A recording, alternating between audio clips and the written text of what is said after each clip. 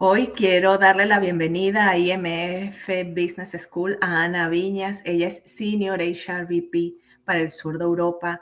Ana aporta su valor profesional para un proyecto extraordinario como es Robert Walters y tiene una mirada general del impacto de recursos humanos, de nuestros desafíos en distintos países. Estoy convencida que esta conversación nos va a ayudar a perfilar y entender muy bien qué está sucediendo hoy en el mundo real de recursos humanos. Ana, bienvenida a IMF.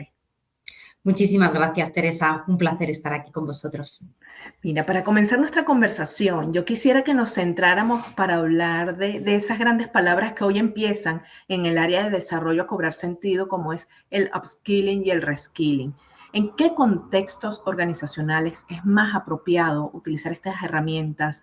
¿Cuál es la diferencia? ¿Y cuál es ese valor real que desde recursos humanos tenemos para poder aplicar estas tendencias, estas modas, o realmente son unos métodos que llegan para quedarse? Sí, pues muchas gracias. La verdad es que cuando hablamos de tendencias, de modas, la verdad es que últimamente parece que estamos dando un poco en el clavo, porque las tendencias que fueron hace 5, 4 años se llegaron para quedarse, al igual que el upskilling y el reskilling. No dejan de ser dos palancas claves en la gestión de talento en las organizaciones. Es algo con lo que llevamos trabajando ya bastante tiempo. Sí que es verdad que la terminología va cambiando y vamos optimizando y actualizándonos. Las diferencias fundamentales, por ponernos un poco en contexto de las dos vertientes o de las dos formas de ver lo que es realmente la formación, es que en el caso del reskilling hablamos de que implica un cambio de ruta profesional para el empleado que lleva a cabo este tipo de formación, y en el caso del upskilling se trata de profundizar en áreas de expertise, de nuestro propio expertise. Cuando me preguntas sobre cuándo podemos aplicar o cuándo es mejor aplicar cada una de estas opciones formativas, pues bueno, casi de cajón te digo que el reskilling sin duda alguna es maravilloso en entornos y necesario en entornos de transformación organizacional. Hay que tener en cuenta que en estos entornos, incluyo también porque por la experiencia reciente en Robert Walters, hay roles que incluso tienden a desaparecer. Las organizaciones actualizamos nuestras necesidades organizativas, nuestras necesidades de profesionales, y necesitamos redirigir ese talento interno hacia otras áreas de crecimiento. En ese caso, el reskilling es fundamental. Es importante también decir que lo que a la hora de enfrentarnos a una acción de reskilling es muy importante establecer primero una fase de análisis, ¿vale? Y ya no solamente la fase de análisis, en el reskilling las dos partes tenemos que estar de acuerdo. Cuando hablamos de un cambio de ruta profesional, es que le estamos dando una oportunidad de hacerse muy resiliente al trabajador, ¿no? al empleado en este caso, con lo cual es fundamental también, además de ese análisis, llevar a cabo conversaciones muy honestas con los empleados y entender tanto las necesidades futuras a medio o corto plazo de nuestra organización como sus intereses. En el caso del upskilling yo no diría más sencillo, pero es algo que yo creo que hemos visto de manera mucho más cotidiana y desde hace mucho más tiempo. Al final el upskilling se centra en desarrollar las habilidades, nuevas habilidades que van apareciendo en el mercado o que son habilidades más avanzadas y que nosotros por nuestra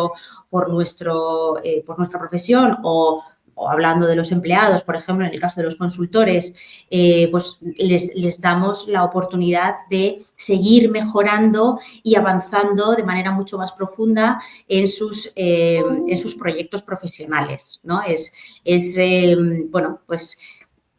Una manera de ayudarles a crecer. Os pongo el ejemplo, por ejemplo, en Robert, no dejamos de no paramos a la hora de establecer acciones de upskilling, pues desde mejorar la estrategia del discurso de nuestros consultores a pues mejorar nuestras herramientas tecnológicas, que a pesar de que yo creo que la parte tecnológica se relaciona más con el reskilling, también está muy, muy vivo en el upskilling, porque al final nosotros vamos actualizando nuestras herramientas y llevamos a cabo proyectos de upskilling para con nuestros equipos. Me queda claro con todo lo que nos dices, o un poco reflexiono. Antes la formación era como un requisito para comenzar la carrera. Ahora es indispensable para tener carrera, ¿no? Es como cómo nosotros podemos generar desde recursos humanos, desde el área de talento, cómo podemos crear una cultura de aprendizaje continuo dentro de la organización. ¿Cómo crees que nosotros podemos generar ese ambiente donde todos realmente queremos estar en ese barco del aprendizaje? Pues sí, Teresa, la verdad es que yo creo que es una discusión que hemos tenido en las compañías a nivel corporativo desde hace mucho tiempo. Yo tengo la sensación de que nos hemos ido moviendo hacia un entorno en el que cada vez las empresas intentamos reforzar el mensaje de la mentalidad del aprendizaje constante. Es decir, tener una mentalidad de aprendizaje constante al final es algo que necesitamos como compañías y como empleados tener muy interiorizado, ¿no? Pero bueno, desde el punto de vista de compañía, yo diría que, bueno, hablaría de tres elementos clave, ¿no? Estaríamos hablando, pues, de liderazgo, de lo que sería ejemplos o acciones y del reconocimiento, ¿no? Cuando intentamos asentar esta cultura del aprendizaje dentro de las compañías, ¿no? Primero, los líderes deben ser los primeros embajadores del aprendizaje. Si nuestros equipos ven que su manager se cuestiona y evoluciona, pues al final es mucho más fácil que ellos también interioricen ese mensaje y tengan esa ambición de conocimiento, ¿no? Ese querer evolucionar más y mejorar en su día a día. En segundo lugar, pues trabajamos constantemente en normalizar el aprendizaje como parte del trabajo. Yo creo que antes, a diferencia de las tendencias actuales, antes se veía como que la formación no formaba parte del trabajo. Era como algo adicional a nuestro puesto de trabajo. Ahora estamos trabajando en que la formación forma parte de nuestro trabajo, forma parte de nuestra responsabilidad. Para poder evolucionar, para poder crecer profesionalmente dentro de la compañía. Incluso desde un punto de vista muy práctico, os puedo poner el ejemplo de que dentro de nuestros planes de carrera, dentro de nuestros propios criterios de promoción, está incluido el hecho de tener formaciones finalizadas dentro de nuestras carreras de formación, dentro de nuestras rutas formativas, para explicarme mejor. Y luego, en tercer y último lugar, está el hecho de reconocer. Nosotros tenemos un reconocimiento muy bonito al trainer del mes, ¿no? Aquellas personas que tanto forman como son formadas, pero sobre todo a las personas que internamente también forman parte de nuestras acciones formativas, pues les hacemos ese reconocimiento que forma parte también del resto de reconocimientos, pues el mejor consultor del mes, el top builder, la persona que ha cerrado unas negociaciones con los fees más altos. Pues además se incluye el mejor formador del mes en este caso y se incluye dentro de lo que es la vida cotidiana de la compañía. Un poco por ponerlo un poco encima de la mesa, al final en mi actual rol estoy muy enfocada en cómo introducir estos hábitos de aprendizaje como parte natural de nuestra cultura, ¿no? de la compañía y de nuestra forma de desarrollar talento. Reconocer realmente, cultura se promueve con lo que hacemos, no con lo que decimos, ¿no? Y un poco son esos ejemplos tangibles que nos dices, que parece que no hacen cultura, pero efectivamente calan en ese devenir cotidiano de las organizaciones. En el área de formación tenemos desafíos que, bueno, finalmente es dotar de herramientas, habilidades y competencias a nuestros colaboradores para lograr esos retos de negocio y esos desarrollos personales y de carrera. Pero lo cierto, yo a veces digo que la formación a veces es post-mortem, ¿no? Hay una evaluación de desempeño, vemos qué te hizo falta y ahora vamos a cerrar esa brecha. ¿Cómo podemos tener un área de formación más proactiva que permita ver qué va a necesitar mañana, esos desafíos que van cambiando día a día? ¿Cómo yo puedo dotar de herramientas realmente prácticas que aporten valor a las posiciones dentro de 3 meses o 6 meses, Ana? Sí, pues esa es muy buena pregunta, sinceramente.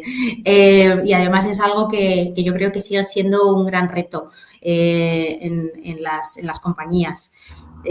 Aquí yo pondría de relieve principalmente pues, el valor de la visión estratégica de recursos humanos, porque efectivamente bueno, pues están las evaluaciones de desempeño que has mencionado, está, bueno, pues las tendencias de mercado, pero igual esas tendencias de mercado no están tan relacionadas con nuestro negocio. Entonces, yo ahí haría una especie de mix, ¿no? De conectar muy bien con nuestro negocio, con el negocio de cada una de las compañías, independientemente del sector, entender hacia dónde vamos e intentar acompañarnos.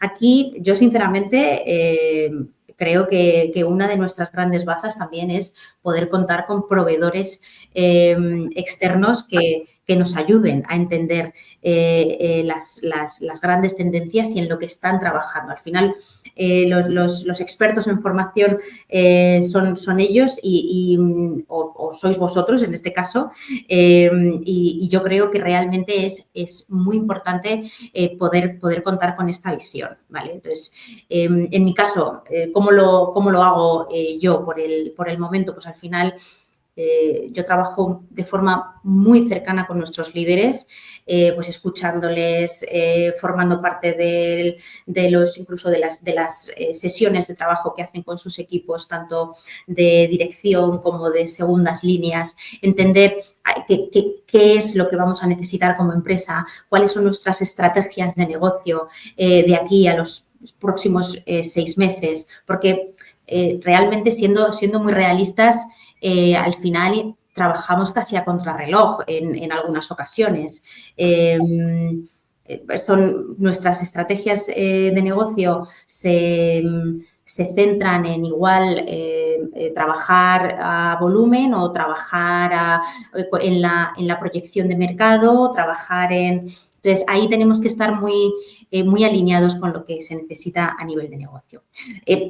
Por hacer un poco una reflexión, independientemente de lo que serían las formaciones más técnicas, yo pienso que en lo que no cometeríamos ningún error, en lo que siempre acertaríamos, sería en centrarnos, si tenemos presupuesto y si tenemos la capacidad de poder proponer acciones formativas de éxito, seguro y que van a ser necesarias siempre y sobre todo en las tendencias o en el medio-largo plazo es, bueno, pues hablamos de habilidades como tal, pues desde el pensamiento crítico a la resolución creativa de problemas y sobre todo una cosa que para mí cada vez es más fundamental es la comunicación con impacto.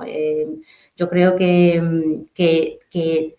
invertir en ese tipo de informaciones, tanto desde el punto de vista de compañía como desde el punto de vista de empleados, como desde el punto de vista de estudiantes, es fundamental, es fundamental. Sí, es muy importante, ¿no? Que el colaborador, que el estudiante también se responsabilice y sea protagonista de ese aprendizaje, ¿no? No queda solo en esa formación que Recursos Humanos o mi líder ha visto, sino también ese desarrollo de habilidades que me permite a mí ver las necesidades y la evolución de mi propia posición.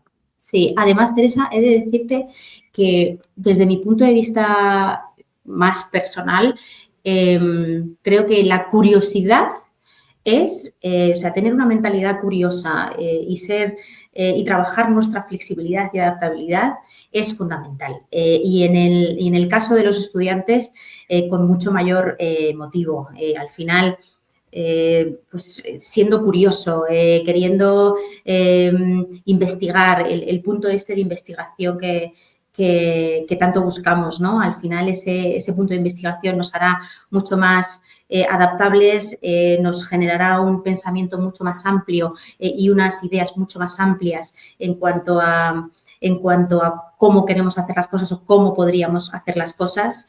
El pensamiento curioso o el pensamiento crítico también nos hace romper esa barrera de cuando, pues, porque lo van a ver, ¿no? Lo van a experimentar. Llegan a una empresa y dicen, no, pues que esto se hace así y siempre lo hemos hecho así.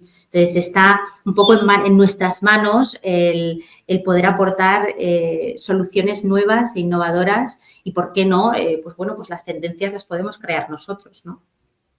Ya para terminar, Ana, no quisiera despedirme de ti antes sin saber qué tan importante consideras que es la formación para una persona que quiere hacer carrera dentro de recursos humanos. Bueno, aquí he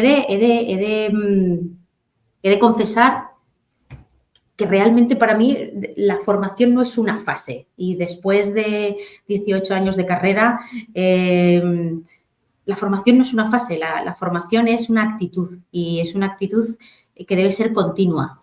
Yo creo que desde el punto de vista de la función de recursos humanos estamos en constante evolución. Durante los últimos años hemos vivido un cambio muy importante en la función. Seguimos trabajando en cambios, en mejorar nuestra capacidad de impacto en negocio, en estar mucho más cerca de nuestros negocios más puramente operativos, entender sus dolores, entender sus necesidades, y eso lleva a que nuestros perfiles deben estar en constante evolución. Quiero decir, o sea, no solo en temas técnicos, pues al final un perfil de recursos humanos pues siempre tendemos a, oye, pues ¿qué formación, cómo puedo completar mi formación? Bueno, pues legislación laboral, compensación. Yo diría que también ese es el aspecto del liderazgo, de la transformación cultural, del análisis de datos, de ese punto más estratégico, que yo creo que también es hacia donde se dirigen los roles de valor estratégico de las compañías en cuanto a recursos humanos. Debemos seguir preparándonos y para los estudiantes que están en este momento en plena faena de absorber competencias, conocimientos y habilidades, yo creo que es fundamental. Al final, yo creo que la función de recursos humanos no se trata única y exclusivamente de ejecutar, sino de ser capaces de impactar en negocio. O sea, yo creo que debemos tener esa capacidad de influir, de transformar, de acompañar, y para esto no cabe duda que tenemos que estar al día de lo que pasa en nuestra profesión, de tener muy claras las tendencias, de tener referentes claros en el sector y, bueno, pues de querer seguir creciendo, no cabe duda.